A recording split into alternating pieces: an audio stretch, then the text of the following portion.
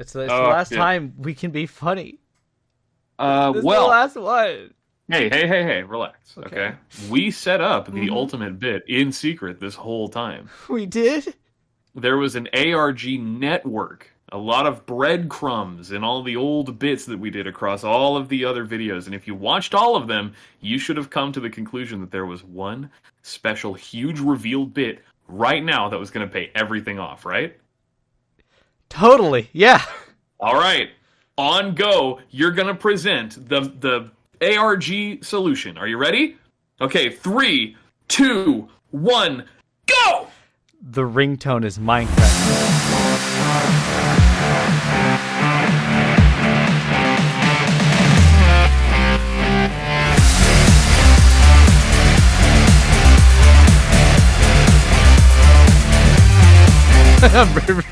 I have nothing. I'm blanking. That's where you know what? You leave it there. You say the ringtone is Minecraft, and that's when it transitions. Yeah, and then we Not have right now. Please, I waited so long. Please, I waited so long. Do not cut it there. What if I cut it here? Hello, everybody. Welcome to the end of Double Dip Draft. I am Cabral. I was coach of the Hash-Slinging Aegis Slashers. Joining me today, Man, you're forever the coach of the Hashling Aegis Slashers, and I'm Spood, forever the coach of the Southtown Sand Slashers. Spood, 100 and years. today we're going to be slashing up the top cut, the top four, our remaining warriors in this single elimination playoff bracket for Double Dip Draft Season 6. yes, and we have already watched the matches, and of course, most of you have joined the live stream, but if you missed out, here's the recap. We have live commentated, we've gone over the Dippies, there's a video for that, a lot of really cool, exciting things have happened, but what hasn't is this last match between, matches between a lot of players. Right. We'll, presuming that 99% of the people watching this video already have seen the matches and know how everything shook out, we won't try to be too coy about the results per division, but, we still want to give these matches their due, break everything down the best way we know how. You're also going to be seeing quite a few archive live stream uploads before and after this. Presumably, I'd like to upload them live, not like live to YouTube, but, get them up on YouTube, a couple days later or whatever. Yeah, live. From when the thought happened. So, yeah, live, but we're talking like a business day kind of live, Yeah. Yeah, business day live. I got it. Makes sense. But we're going to probably keep it fairly brief because we've had we've already said a lot during the actual live stream and everything. You can check out the VOD somewhere. Yeah, it's on the YouTube channel. When this goes up, that'll be up already. Yeah. Definitely give that a look. You can also check it out on Twitch, where it is archived under a highlight on the Spood SSBM Twitch channel. And also, there was a Nihilus restream, so if you want to watch Nihilus's perspective on that, you can watch that on Nihilus's VOD channel. I don't know if it's actually going to go up live or not, but, it exists. It's floating out there somewhere. Yeah, it is somewhere in the ethereal space of the internet. But, right. Cody, can you tell me what we got going on for this first match? All right, so the top side of our semifinals is Spoopman, coach of the Heerlen Hawluchas, and Scoots, coach of the Dumblespoods army. Winner advances to grand finals, loser advances to the bronze match. And again, storied sort of history from both competitors, not necessarily related to each other, but they're both very hungry for it. Scoots is I was going to say, well, he is already a champion. He's the only remaining champion, or former champion, in the top four at this point. And he's really, he's got a fire under his ass a bit because, he's compared a lot to IDM. He's running in the league with IDM, for many seasons now. It's been your uncontested top two are IDM, then Scoots. But the then part is becoming a little more complicated because Scoots is kind of, persisted through so much, and IDM, obviously, phenomenal player, favored more heavily in any given matchup than Scoots, except IDM has a couple of problem matchups. Specifically right now, Kenneth and Claire cause him a lot of grief, whereas Scoots, is more liable to drop to lower tier players on occasion, but does not have a specific like matchup that serves as a more hard wall. I think that you could throw him in against anybody, and he's at about a 60% to 80% chance to win, whereas IDM is basically always at an 80% until he's at like a 40%. Yeah. So it's, you know, you can really crunch the numbers and look at the stats, and I'm sure that there's some way to quantify that higher or lower. But right now, Scoots being, I think, the favorite to get a second season right behind IDM, who's the only other player who's won 2. So he really wants it really, really bad. Compared to Vincent, who is so good, has only seen a higher and higher and higher and higher rise in quality and the depth of his runs. Genuinely someone who this season 7-0 in division, made it through his match on the bye against Nihilus. He's here in top 4. Someone who we would expect to have a win by now, who does not have a win by now and wants it again really, really bad. I mean, who doesn't want it really, really bad? Let's be fair. But with that being said, looking at team preview, we see a fairly standard set from both of them. Not gonna lie, Vincent has brought Zamazenta, Lantern, Moltres, and Zeraora to like every single match. Someone we do see though coming back is Ferroseed. You know, his little playoffs buddy. Yeah, Ferroseed debuted against Nihilus and put in some work, and now we see it again versus Scoots, where I have a feeling it will continue to do the finest of work. Scoots, on the other side, has his Stack Attacka back, which is a relatively rare bring. Senna Scorches come again. And Stack Attacka, man, really, really good. We saw it put in quite a lot of work against Aurora in the previous round. And so now against Vincent, it's or actually, I guess it would have been 2 rounds ago now, because his last round was Kenneth. So Stack Attacka has done quite well in the playoffs so far. Ferroseed also did quite well in playoffs so far. I'm interested in seeing which steel type will prevail. Yeah, we'll definitely have to see. And you should be able to see now, by the way. I can. Perfect. And with that being said, let's go ahead and get this started. We have Zeraora coming out first, probably the Scout, and Centipede coming in, taking a huge knockoff. Yeah, so knock is pretty safe there. You kind of want to Volt Switch ideally, but you also don't want to risk having Garchomp hard switch into you. Yeah, he could also be banded potentially. Stopping it. True, he could be choice locked as well, but knock is bad to choice yourself into. Again, even if you're banded, like knock is not doing the elevated damage against Garchomp, so it's still scary to be in that scenario. And you see here, this thing, every time it comes out, he is forcing, you know, like he's going right for the scale shot. You know, if he's got Swords Dance in the back, depending on the coverage he's got to hit, like, again, Ferroseed, Moltres, whatever, this could be a real problem. Yeah, could have been a real problem there. Especially, too, because we see the early Protect, and if Scoots had Swords Dance on that Protect, yeah, he would have pretty much just buried Vincent right there. Although the Toxic was good, and he would have lived, I think even like Fire Fang there, it would have been fine. Yep. Both the fire Pokemon losing their rocks. A little rough. Well, losing their boots, so now they're scared of rocks. They're scared of rocks. You know, so Moltres and Centiskorch both take 50% on Stealth Rock, and now they both lose their boots, which means rocks are a lot more important. And what do you think is going to happen now? I don't know. I think, honestly, we get both sets of rocks. Body press that just kills this thing. Both well aware of the rock situation. Yeah. Sceptile comes in and doubles out into Lantern. This is actually a good play, but it was made completely by accident. Yeah, but a good play to get out that Gyro Ball, and Leetsy just get some more chip health. Yeah. Scoot's just sacking Zuckerberg at this point. Yeah, he's too low. You know, the rocks put him in at like 8 or whatever, so it's, you know, you can't deal. But again, this guy's back. Yep. Reading the Earthquake, really nice. Yep, that on the Scale Earthquake. Shot missing, which is really unfortunate, actually, because that would have absolutely killed Moltres, gotten that speed boost, and potentially carried him to victory. I don't know for sure, though. Maybe. So Zamazenta would be one, you know, I don't think that you can kill it with an Earthquake, even though it has a ridiculous attack stat and it's stab and it's weak to it. You know, Zamazenta. It's not going to die to an Earthquake from full. So probably wasn't a game win there, but certainly would have swung the momentum hard into his favor. Whereas this, you know, wasn't as good. And also the roll on that is ridiculous. It goes 43 to 39. Yeah, very unfortunate roll right there. Probably would have just killed Lantern. But don't have to worry about the big old damage here, but Rapid Spin's really nice. Gets rid of the rocks, makes Centiskorch to be able to come back in. Garchomp takes way less chip now. Yep. And Garchomp has to be really aware of chip because, again, it's kind of in a bad situation with the Toxic. Yeah, it really is. And Scoots just sacks Centipede because most everything's dead. Although Sceptile's still in the back, which is a little scary. Yep.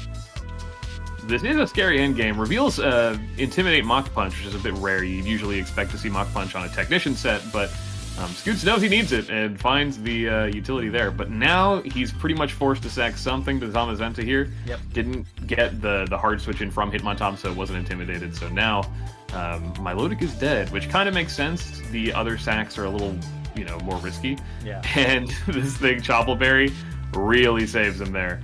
Yeah. Good forethought from Scoots, man. Genuinely, like that's clairvoyant. Yeah, it makes sense, At this point, he just has to sack this to a low kick, which makes sense at this point. Issue is that Garchomp does not speed. The attack drop's nice. Leaf Storm was likely the only move that would have killed that. And Dragon the Pulse minus two Dragon Pulse does not do it. And Scoots, by the skin of his teeth, just barely clinches it over Vincent in what I would say was a phenomenal match. Oh, where Garchomp was so scary and Vincent just kept barely swatting it away just enough that he could make it to this endgame. Yeah, they both played super well overall. There had been talk if Vincent brought Dragon Claw instead of Dragon Pulse because the Leaf Storm did so much. And that's possible, but one of the things is that the Intimidate went off, and it would have to have killed Hitmontop from near 80% health or something like that. After Intimidate as well, so it's hard to say. Like, investing in a mixed set is hard. If you want to be fast, you can't really afford to run both of your attacks at a viable level, so... Yep. You sort of have to commit special or physical in a way, and it makes sense to me looking at this, especially again versus Garchomp, very physically defensive Pokemon. Without the chip, you are liable to lose that 1v1, especially with Scale Shot in the mix. Yep. So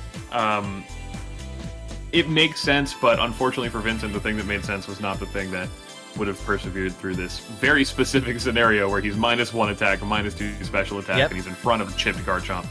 And that drops Vincent down to bronze brackets, where he'll have to fight. We'll have to see who has to fight here in a bit, and that we will see grand who finals. But that's Vincent's first loss this season. Yeah, crazy it took that long, man. But he, Zamazenta took him all the way to semis, and unfortunately not a step further. So I mean, we're at the higher echelon of players at this point now. It's like Doodle was saying when during our last recap that when you get to this level of players left, it feels like they both play their best, but somehow someone still loses, Yeah, I mean, you can do everything right and still lose. Yeah. That is just the way Pokemon works. Sometimes, team building is what wins you the game over execution. Sometimes execution is what wins you the game over team building. And sometimes there's just a cosmic 50-50. Did you have your Choppleberry in play at the right time? I did. Did the enemy predict you? Did you miss your Scale Shot? There's stuff the thing that determines battles, when both people are playing at their best and they have, the time to do effective prep and the med, the med space, the headspace, the mentality for it. The med space. I can't point to them and be like, oh yeah, Vincent got outplayed or lucked or whatever. It just literally was Scoots was the marginally better player with the marginally better team and the marginally good enough luck, and it happened, and that's even with again the Scale Shot miss, which made his mid game a little tougher. So very unfortunate for Vincent. We love you, Vincent. Very fortunate for Scoots, where he gets to move on to grand finals in a very brutal playoffs bracket. I mean, Aurora into Kemeth into Vincent. He's won them all. Yeah. And with that being done, let's see who has to end up fighting, because we have our next match to see who makes it to grand finals, who makes it to bronze match. We have Claire, the Maryland Manectrics in one corner, and Bananas 64 or 64 Bananas. Either way, it's just Bananas. That's just all right. Bananas. The 64, it's a vestigial limb. Well, I have to know how many bananas there are. It's a plural of bananas, anyways. Is he a bundle, you just say a bunch, or a truckload? It's a bunch of bananas. It's a truckload. And he is, of course, coach of the Don't Drop That Dedennes. Bananas having an outstanding season and just coming from nowhere and just causing a havoc. I cannot speak today. I'm not on words today. That's fine. I know it's one of those days. It's one of those days. And just one of those Either days. way, stunning first season, coming into potentially grand finals here, if not even bronze match for a first time. And coming out of nowhere, just doing that is incredible. Claire, of course, having another really good season. We do see in Team Preview, by the way, Whale Lord coming in, and I absolutely love that. Yeah, is there something like over there that we're missing behind the Wailord? No, I don't see anything back there. You don't think it, so? Claire only brought 5 Pokemon? No, Claire only brought 5 Pokemon. That's all she needs. Yeah, it's very interesting, Claire. Very bold strategy. I don't know how the video editing is going to make this look, but you know, Diancie's hiding behind Wailord. She's just a little shrunk up in there. Yeah. Banana's absolutely stellar season, going 6-1, actually beating Scoots in division, among other people. His one loss is Claire of the Maryland Manectrics. So we're at the point in bracket, you know, there's only, first of all, Pearl's out, Plat's out. At this point, now that Vincent's lost, it's all Diamond remaining. All Diamond. Scoots, Bananas, Claire, all My Diamond. So homies. you've got a Diamond Grand. So this is really, to me, a very exciting match because Banana's having such a stellar season, having only lost to Claire. I would love to see what this looks like as a rematch, because it is my personal opinion that the rematch is more favored to the person who lost in division. I think you get more valuable information, and assuming that your player is on a similar skill level, you know, you get to change things more meaningfully in your rematch if you know what you lost to. Whereas if you beat somebody, you know, you can't bring the same team, you risk, again, this sort of, like, I've already shown off all my secrets, I've already played my hand here, but I can't just make my team worse, right? Like, I brought my best team for the first matchup. I can't bring a worse team, assuming I'll see him in playoffs, or I guess I could do that if I was very confident, but, you know, not for me, and I don't think for Claire Bananas either, so...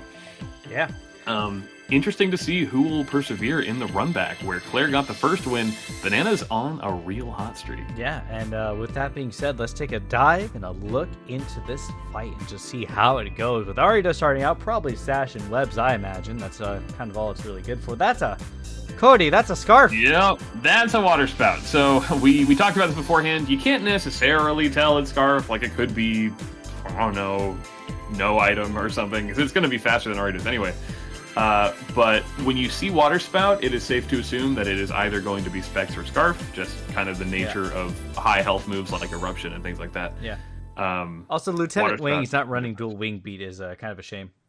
Yeah, you're named after it. If he had been running, or rather, if she had been running dual wings, my goodness. If she What had a day running for dual this. Wing Beat, that probably would have killed Low Punny right there. Yes, it would have hit the sub, then killed right after.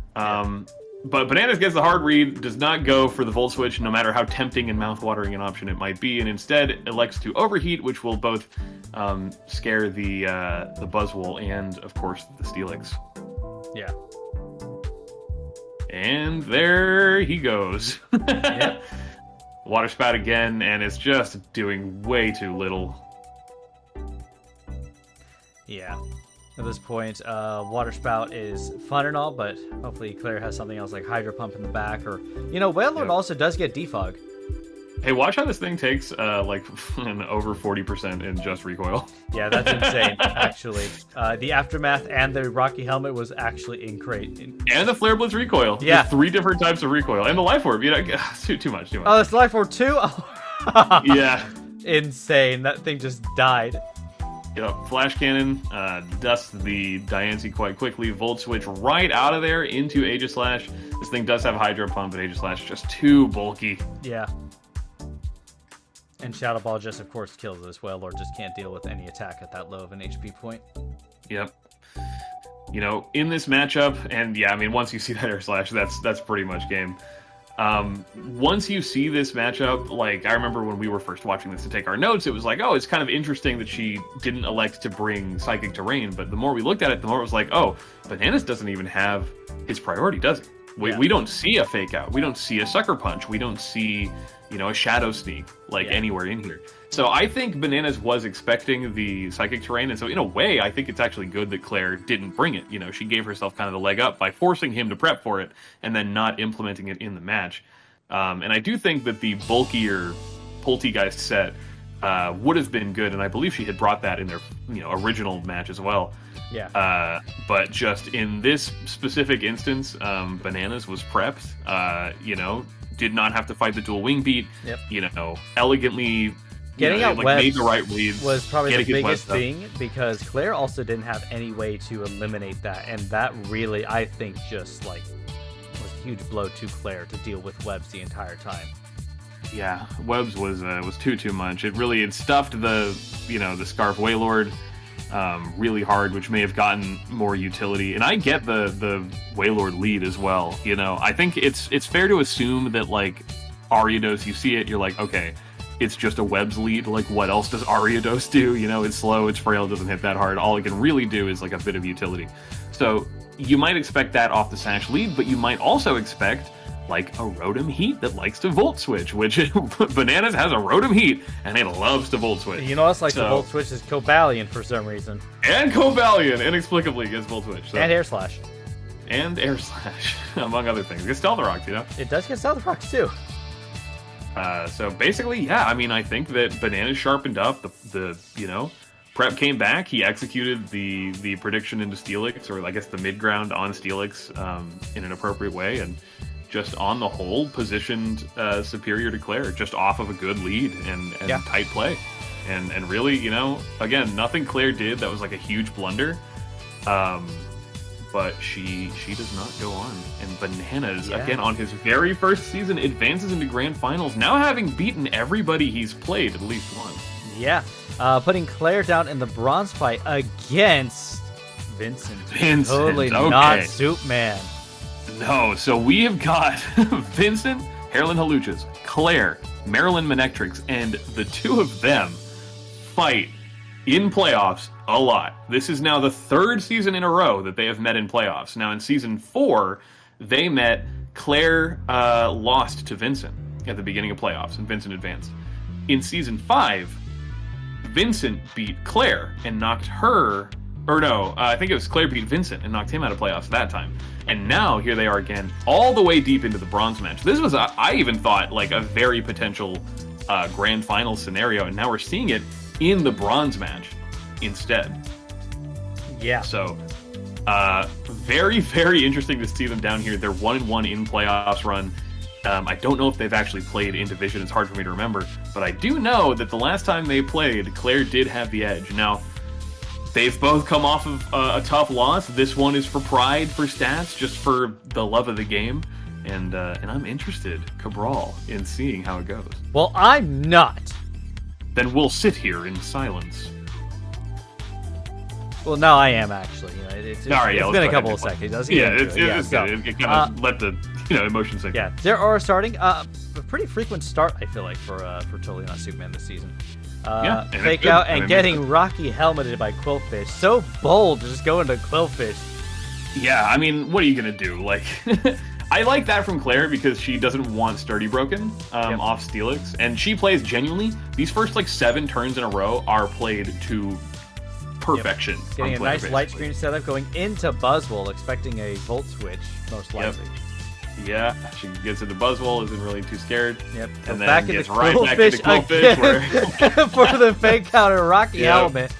Oh, that intimidate fake out Rocky helmet. And then one last one for the books. Yeah, Volt Switch on me, dude. Oh, very nice. And then comes in clicking Rock Polish. Ooh.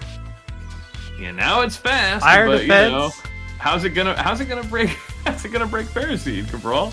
Well, Ferroseed kind of gets hit by this type called Fighting, and Steelix gets a move called Body Press, and we've been over this. Body Press does damage based on your attack. Sorry, on your defense. Oh, yeah. Okay, all right. Although Claire is now down to 51% on the Steelix, this Rock Slide does not kill, unfortunately. Really, just a shame, actually. Do you know what Steelix's base defense is, by the way? Stupid. 2-something? 200, yes. Yeah. That's Reggie Alecki speed levels of I'm this bulky. Yeah. And again, with Sturdy, against Moltres there, if honestly, actually, it is literally just because of the Leech Seed, and I think Iron Barbs once probably could have survived the Moltres for a bit. Well, it's funny, that Moltres, that Moltres could have flinched. There's a 1 in 3 chance on that Rock Slide that it could have flinched. Yeah. Even then, Body Press would have absolutely killed the dog, I'm pretty sure. Yeah, definitely. I mean, a +4, off the base 200, it's going to kill the dog. Yeah. with the speed. And then again, look, the Psychic Fangs, that's the most damage you're going to be able to do to that thing. You're still only doing 38 after the Intimidate, and this thing is taking so much off Rocky Helmet. Qwilfish, genuinely the MVP. Yeah, Qwilfish doing such a good job reading the Earthquake. Going back into Poltergeist here. Yeah, Poltergeist is pretty consistent. I mean, you can sack it to an attack off of this thing, which is a very offensive Moltres set to do that much. And at this point, yeah, I mean, Diancie is pretty safe. You can kind of force some good positioning, you know, maybe switch out. Yeah, or you can click on Rock Polish as well. Oh, and you can click on Rock Polish. And honestly, just sweep the rest of this team, because at this point, sure, there's Fake Out, but beyond that, like show me how many times you can fake me out, seriously. Yeah. Zamazenta comes in getting chipped down by the spikes. And just dying to an Earth Power, which I believe was a 34 to 42% chance to Oko that, or the amount of damage. Yeah, well, it did crit there, so I guess it didn't necessarily matter in this instance. But yes, the spikes did secure the one shot from an Earth Power off of Mega Diancie. And just in general, even though at a certain point Claire was down 2 to 4, it really never felt like she wasn't in control of the pace of the match. She had gotten so much chip exactly where she needed it. She played her win con, which was Rock Polish Diancie, to literal perfection. Yep.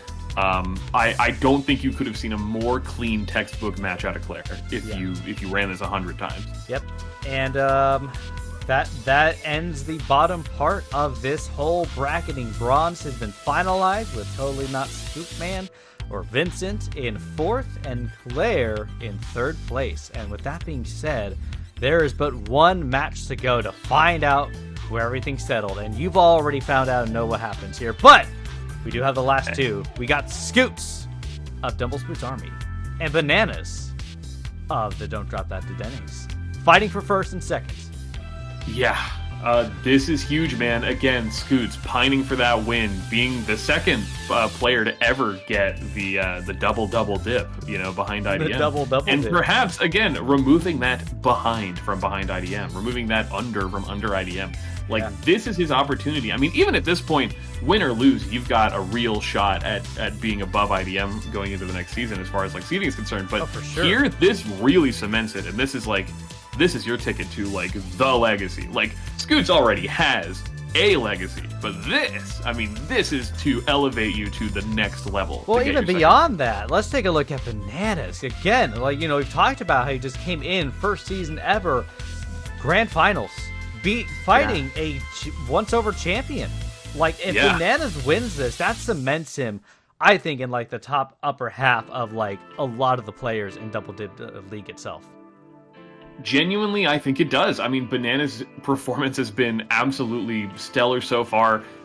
Getting wins. I mean, again, he beat Scoots in division. So again, in theory and in my own mind, I think that Scoots has a bit of an advantage going into this, knowing what he lost to, being able to prep against that a little stronger than maybe Bananas can.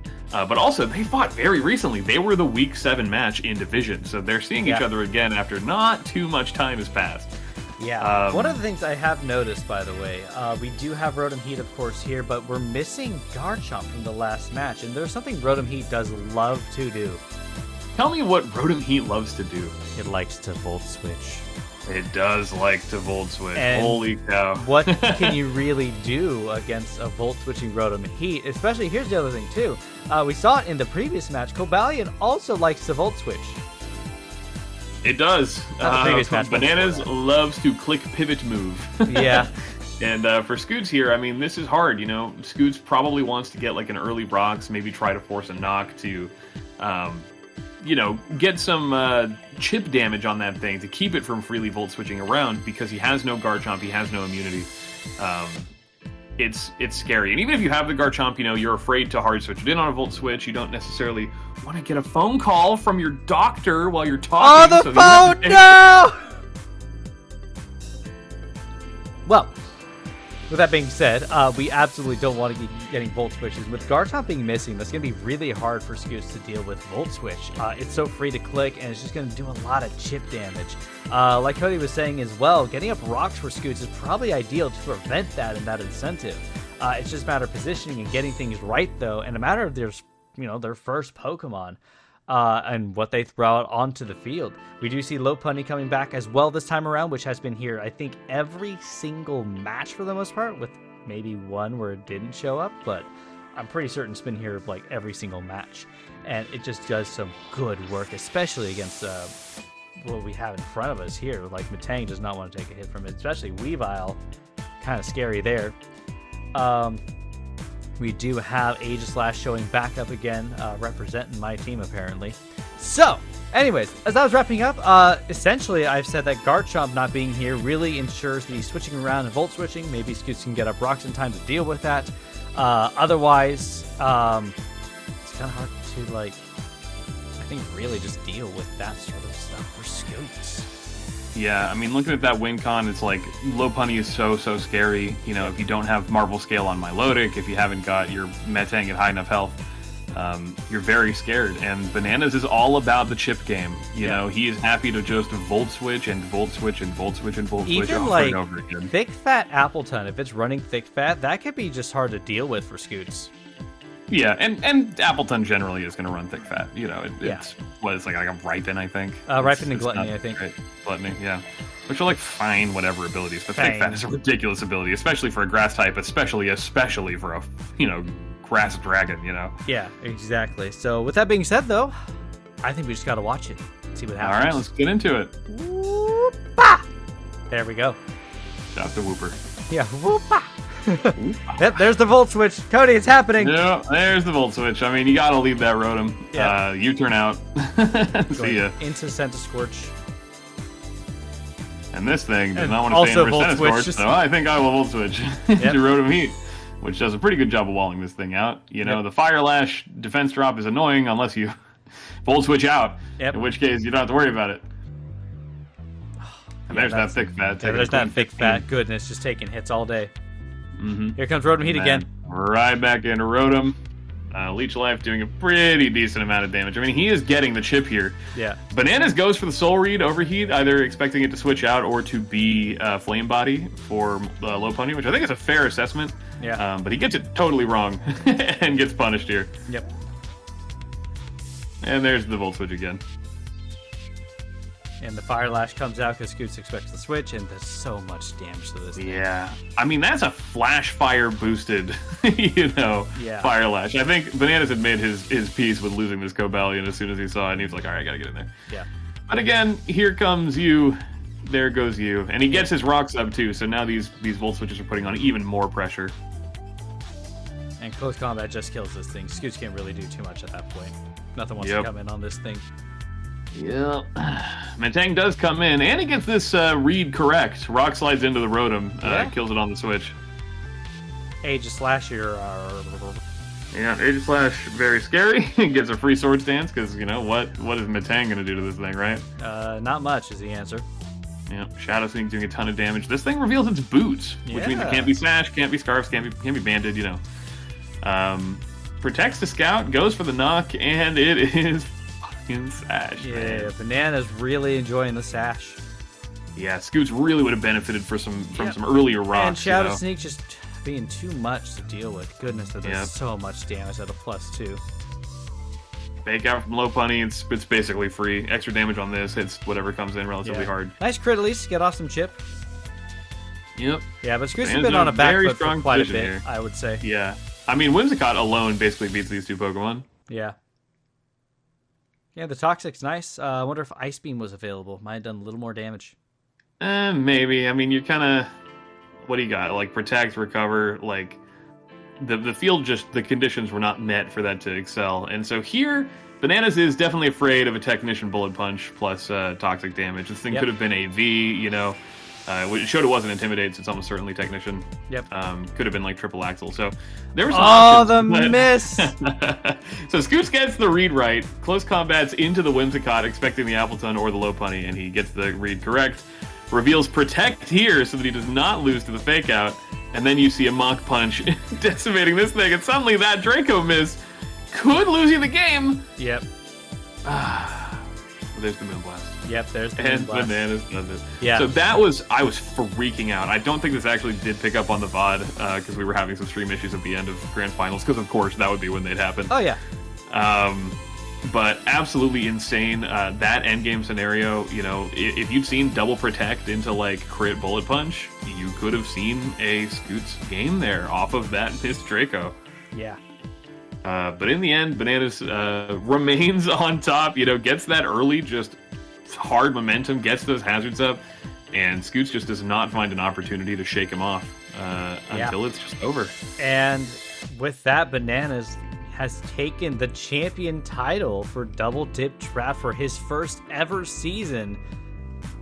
And Scoodles, hello, Scoots. Yeah, shout out to Skittles. Yeah, shout out to Skittles. Yeah, Scoots getting second place, Claire getting third, and Vincent getting fourth.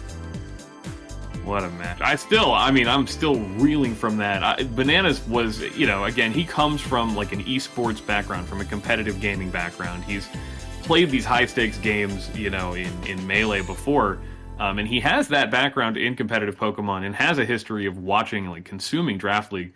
But this is his first one he played in, and he brought it all the way. Literally, not just to playoffs, not just to top 8, not just to grand finals, man. He won the whole thing. Yep. Could you believe it? No, I could not. And we do have the final looking bracket here with all the fancy grayed out everyone's and all this and that. And what a season. Yeah, what a season. Genuinely, man. I'm just like reeling from just the whole thing. It was such a gauntlet, man. Our first 24-player season. What a prestigious one to take home and to have be your first. And, you know, we talked to Bananas in the post-game interview. He's coming back. Scoots is coming back. Claire's coming back. Vincent's coming back. Everybody's coming back next season. We're excited for Paldea. But I'll tell you what, man. We've been running this, at least on the organizer end, since July. We've been playing since August. I think we are all ready to sleep a little, man. It's November. Time for that hibernation. Yep. We put on our winter fat and then we get into the cave. Put on our winter fat. Some of us more than others. And hey. Yeah. And with that being said, though, like you said, it's time to put this to rest for a bit. You know, we're not going to be back until, like you said, summer, most likely at this rate. Yeah, it's looking like summer. You know, Paldea is going to be well and truly out and a little rusted at that point even. It'll be really interesting to see some of the brand new Pokemon, if there's any DLCs that come up for Paldea to introduce, like, potential Nat decks. I don't think we're going to get all of them back. Right, but another, like, you know, Crown Tundra deck season would be, you know, Crown Tundra decks-esque season would be exciting. Yeah. They always keep it fresh. You know, terrestrialization is going to be interesting, seeing whether or not that makes it into the Draft League and how that looks if it does make it in. New abilities. Yeah, new abilities, new mons, new stuff, just all across the board, man.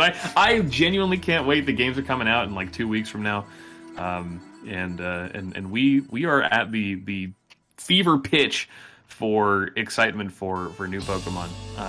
And that honestly applies to Draft too. I cannot wait for next season. The storylines are so hot, man. Me and Aurora, we're slumping.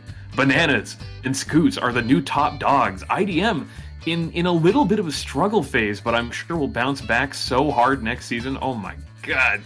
Yeah, we'll have to see. You know, Kenneth on a run where he doesn't get like lucked out. IDM on a run where he doesn't get lucked out. Yeah. I plan on making playoffs again. I want to be consistently in playoffs at least. That's my goal. Yeah, and you know, you're that caliber of player, but you know what, man? There's a lot of people snapping at your heels. You know, that's your spot to lose now. Well, here's the other thing, too, is we might get new players next season. Who's to say? Don't forget, by the way, if you want to join the Double Dip Draft in Discord, all the links are down below in the description. And if you have friends who are just interested in, we're more than happy to have them. We'll probably do 24 players again next season, depending. Maybe we're not sure. Yeah, we're shooting for 24. We don't want to go above 24, certainly. No, that'd be insane. I'm not down for that. I mean, it's not impossible to go from 24 to 32. 32, yeah. I mean, if we had 32 players, it actually wouldn't make the draft last all that much longer. It would just be more production time for like YouTube videos and things, which is certainly nothing, or not nothing. It's certainly but as far nothing, as, like, let me tell you. It is certainly nothing. But I'm saying, you know, 4 divisions of 8 versus 3 divisions of 8 is still going to take 7 weeks, and then we don't even need like an additional, like, we would have the same amount of playoffs we would have right now. It's just, instead of having buys, everybody would go to round 1. Yeah.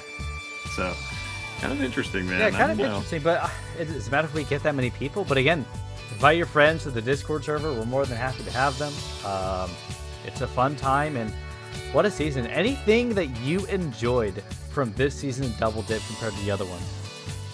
I loved our Dippies this year. I thought the video came out so stellar. Production's only going up for Double Dip Draft. It is. It's so good, and the quality of videos going up. The quality of competition is going up.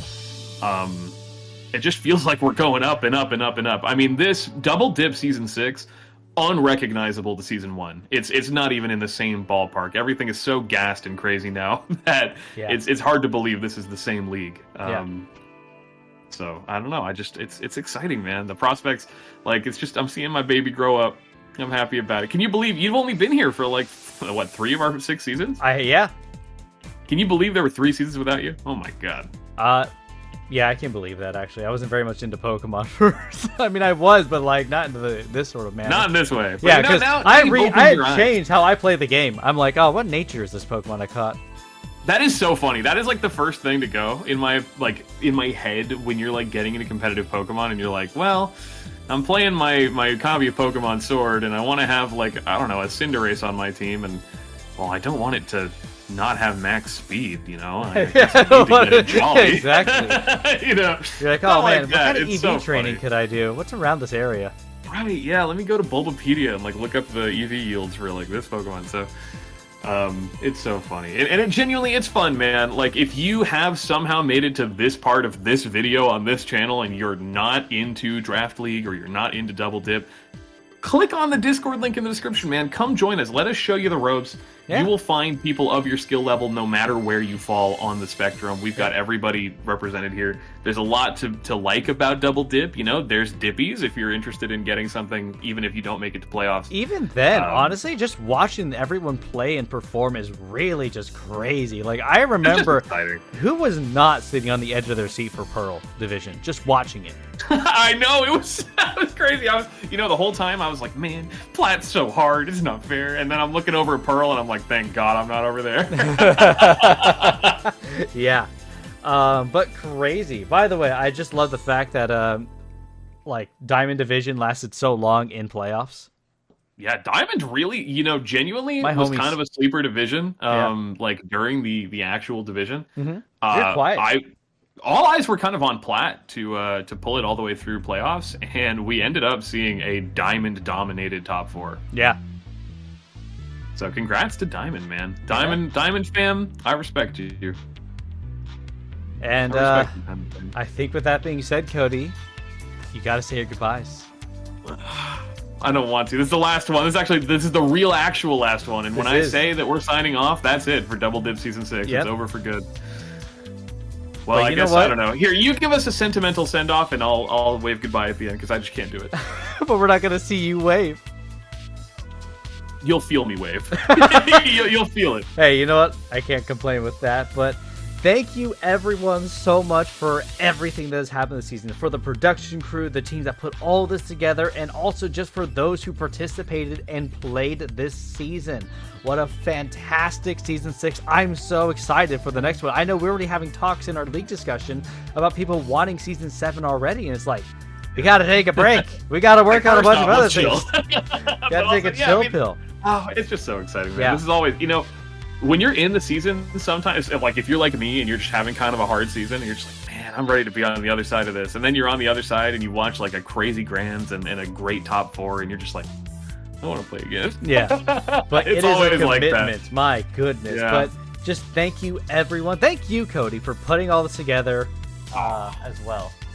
Well, thank you. I appreciate the kudos, man, and thank you. YouTube content genuinely would not exist on this league if not for your proactive and honestly very punctual help this season. I was impressed. We've had problems with tardiness in seasons before. You actually did keep up with it really well this season. Oh yeah, I very much appreciate it. I did my best. I was also busy with work this season. I know. So, no, but genuinely, you did a good job.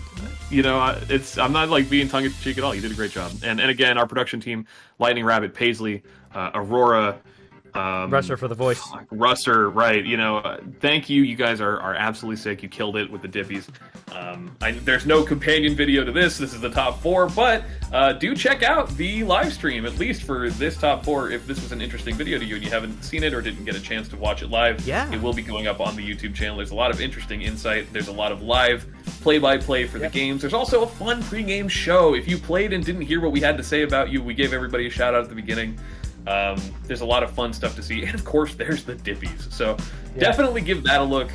We'll be up on the channel before this goes live, so any potential chance we might do some additional content, like talk about some stuff coming out for Scarlet Violet or anything like that?